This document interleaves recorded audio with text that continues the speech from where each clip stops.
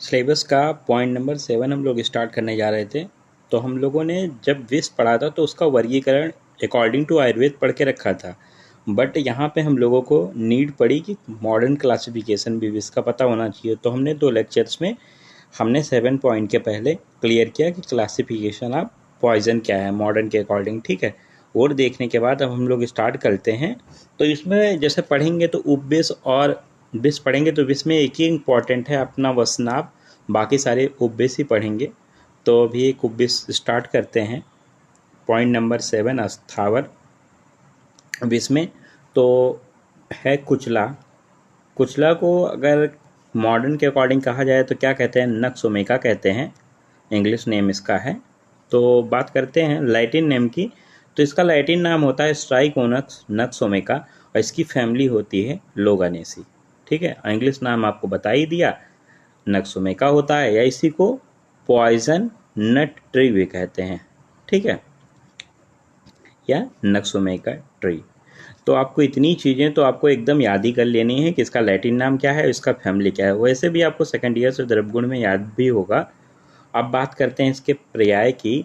तो इसमें बस आपको 1 से 2 पर्याय आपको ध्यान रखने। जो सबसे इम्पॉर्टेंट पर्याय है वो है विष तिंदुक। तो आपको विष तिंदुक याद कर लेना है, क्योंकि जब आप पढ़ेंगे कि उपविष और विष, तो यहाँ उपविष में कुचला नहीं लिखा हुआ है, विष सिंदूक लिखा हुआ है, ठीक है।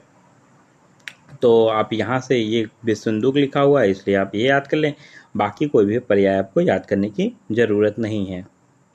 बाकी आप रस पंचक में देखते हैं तो इसका रस क्या होता है, तो तिक्त और कटु होता है। गुण क्या होता है, रुक्ष लघु तीक्ष्ण होता है। वीर इसका उष्ण होता है, विपाक इसका कटु होता है। देखिए कैटेगरी ये स्पाइनल इरिटेंट होता है। तो देखो ऐसे बात करते हैं कि पॉइजन जो होता है इसको आयुर्वेद के अकॉर्डिंग और मॉडर्न के अकॉर्डिंग, तो आयुर्वेद के अकॉर्डिंग इसको अस्थावर विष में रखा गया है कुचला को, और अकॉर्डिंग टू मॉडर्न जब मैंने आपको क्लासिफिकेशन करवाया था तो बताया था आपको कि मेनली पॉइजन 3 टाइप के होते हैं। उसमें तीसरा वाला जो होता है न्यूरोटॉक्सिक होता है, और न्यूरोटॉक्सिक में स्पाइनल पॉइजन के अंतर्गत ये कुचला आता है। तो आपको ये पहले से क्लासिफिकेशन से क्लियर था। अभी मैंने जस्ट बताया था कि क्लासिफिकेशन इसीलिए नीड पड़ी थी कि हर पॉइजन को क्लासीफाई कर पाएँ हम कहाँ होता है। इसके एक्टिव प्रिंसिपल की बात करते हैं, मतलब इसमें रासायनिक तत्व क्या क्या होते हैं। तो इसमें मेनली 3 आपको याद रखने हैं, स्टेक्निन, ब्रूसिन और लोगेन, ठीक है, लोगानिन। और आपको कोई नहीं आइसो स्टेक्निन नहीं याद करना है, ओमेसिन नहीं याद करना है, बस 3 ही याद करना है, स्टेक्निन, ब्रूसिन और लोगानिन, ठीक है। अब देखो साइन एंड सिम्टम्स की बात करते हैं। तो देखो साइन एंड सिम्टम्स में ये बहुत ही इंपॉर्टेंट ये वाला पैराग्राफ है और आपको एक बार में समझ में आएगा। देखो, no toxicity is seen if the seed are swallowed completely without chewing. अगर सीड को निगल लिया जाता है बिना चबाए हुए तो कोई भी टॉक्सिसिटी नहीं देखने को मिलती है। और toxicity is seen only when indigested after chewing. The sign and symptom of toxicity are. जब इसको चबाया जाता है और चबा के निगला जाता है तो इसके साइन और सिम्टम टॉक्सिसिटी के दिखाई देते हैं। वो क्या होते हैं, तो बिटर टेस्ट इन माउथ, मुंह में ये बिटर टेस्ट लगता है, बिटर मतलब कड़वा लगता है, ठीक है। और इसमें ये रेस्टलेसनेस होती है, मतलब बेचैनी होती है। डिफ़िकल्टी इन स्वॉबलिंग होती है, मतलब निगलने में भी दिक्कत होता है, ठीक है। कन्वल्सन इसमें दिखते हैं। और इंक्रीज रिजिडिटी ऑफ मसल्स होता है, ठीक है, कठोरता मसल्स में आती है जल्दी, ठीक है। और राइसस सार्डोनिकस देखने को मिलता है, ठीक है। मस्कुलर ट्विचनिंग देखने को मिलती है, मतलब मसल्स में मरोड़, ठीक है। ये सारी चीज़ें इसके साइन एंड सिम्टम्स थे। इसके फेटल डोज की बात की जाए तो 50 से 100 mg होता है, और फेटल पीरियड की बात की जाए 1 to 2 आवर होता है। डीडी की बात की जाए इसके डिफरेंशियल डायग्नोसिस की, तो इसका डीडी जो होता है टेटनस से होता है, एपिलेप्सी से होता है, हिस्टेरिया से होता है। तो देखिए हम यहाँ जो इम्पोर्टेंट है अपना स्टेक्निन, टेटनस से इसका डीडी हम लोग पढ़ेंगे। तो देखो, history of eating something pungent substance, मतलब जो इसमें खाने के बाद जो हिस्ट्री मिलती है वो मिलती है कोई सब्सटेंस, ऐसा सब्सटेंस है पंजेंट सब्सटेंस, मतलब तीखा कुछ खाया है ऐसा। जबकि हिस्ट्री ऑफ इंजरी और Pickering of needle nails etc., मतलब इंजरी देखने को मिलती है, नील चुभना या नेल्स चुभना ऐसा कुछ देखने को मिलता है। एब्रप्ट मैनिफेस्टेशन ऑफ सिम्टम्स, मतलब इसमें जो होते हैं लक्षण अचानक से प्रकट हो जाते हैं, ठीक है। जबकि इसमें ग्रेजुअल मैनिफेस्टेशन देखने को मिलता है सिम्टम्स का, मतलब धीरे धीरे करके लक्षण प्रकट होते हैं।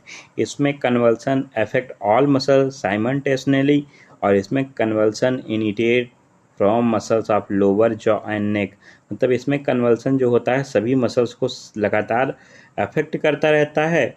जबकि इसमें जो कन्वल्सन होता है ये कहाँ से होता है, तो लोअर जॉ और नेक से होता है, ठीक है।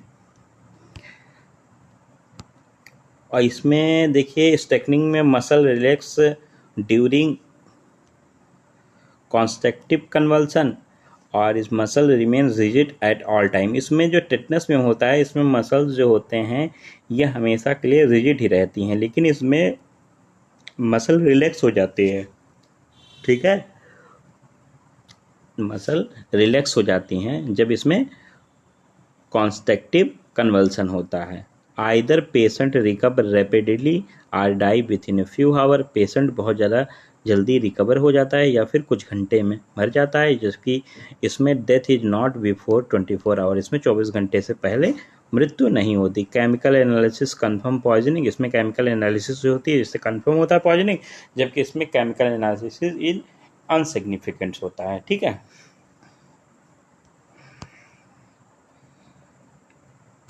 पोस्टमार्टम फाइंडिंग की बात की जाए तो इसमें साइन ऑफ एस्फिक्सिया देखने को मिलता है, मतलब श्वासोवरोध के वाले लक्षण दिखते हैं। राइगर मोर्टिस अपेयर अर्ली, इसमें राइगर मोर्टिस जल्दी होने लगता है। और haemorrhage under the peritoneal coat of stomach, मतलब रक्तस्राव होता है, ठीक है, पेरिटोनियल कोट के नीचे स्टमक में। और कंजेशन तो ये किसी में भी देखने को मिलेगा कंजेशन, ये congestion in mucus of stomach and duodenum, या congestion in lungs kidney liver brain spinal cord, ठीक है। मेडिकल लीगल एक्सपेक्ट की बात करते हैं तो एक्सीडेंटल पॉइजन होता है, सुसाइडल पॉइजन रेयरली देखने को मिलता है क्योंकि ये पेनफुल दर्द देता है। होमोसाइडल पॉइजन होता है, एप्रोडेसिक यूज में लिया जाता है। ट्रीटमेंट की बात करते हैं तो isolation, patient should be kept isolated in a dark room divide of factor aggravating the convulsions, patient को मतलब आइसोलेट कर दिया जाता है एक डार्क रूम में जहाँ वो एग्रीवेटिंग जो फैक्टर होते हैं कन्वल्सन को आने वाले वो भी अवॉइड किए जाएं, मतलब दूर किए जाएं। एनेस्थेटिक एजेंट क्लोरोफार्म होता है, बारबिट्यूरेट्स होता है। और गैस्ट्रिक लेविस की बात की जाए तो विथ KMnO4, मतलब पोटेशियम पर मैग्नेट सोल्यूशन 1/1000 वार्म वाटर के साथ किया जाता है। सेडेटिव इसमें पोटेशियम ब्रोमाइड होता है या क्लोरल हाइड्रेट होता है। एंटी